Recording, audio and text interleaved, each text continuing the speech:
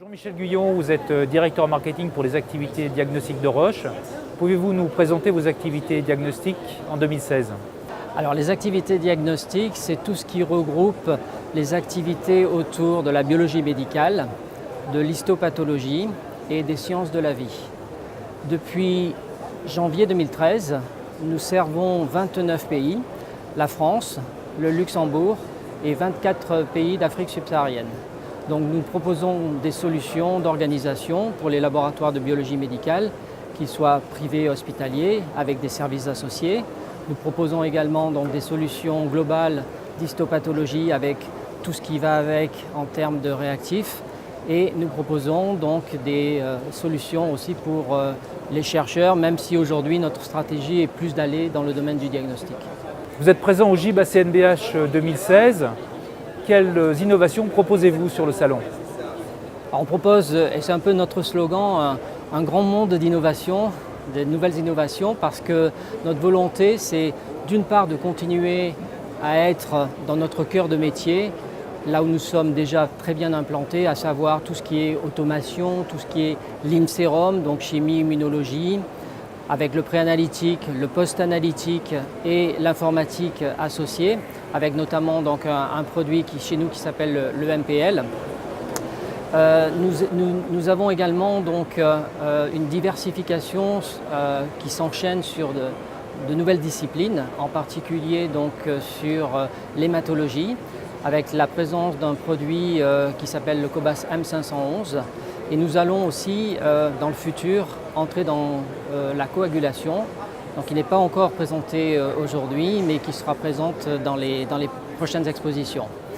Nous développons aussi de nouveaux marchés, une nouvelle technologie, notamment donc sur le dépistage prénatal non invasif, sur le séquençage, parce que nous voulons revenir dans ce domaine du séquençage qui est quelque chose de très important pour nous, avec un séquenceur de 3e génération qui s'appelle le SMART et qui est né d'une collaboration avec Pacific Biosciences. Et bien sûr, donc, nous voulons aussi aller dans un domaine particulier qui est la microbiologie avec la résistance aux antibiotiques. Et nous développons une nouvelle technologie très innovante sur un appareil qui s'appelle le Cobas VivoDx. C'est un enjeu de santé publique et il est important de pouvoir y répondre de façon appropriée. Et la technologie que nous proposons permettra de gagner énormément de temps par rapport à des techniques traditionnelles comme la culture. Donc ça permet donc aux cliniciens d'avoir une réponse en 4 heures au lieu de 24 heures habituellement.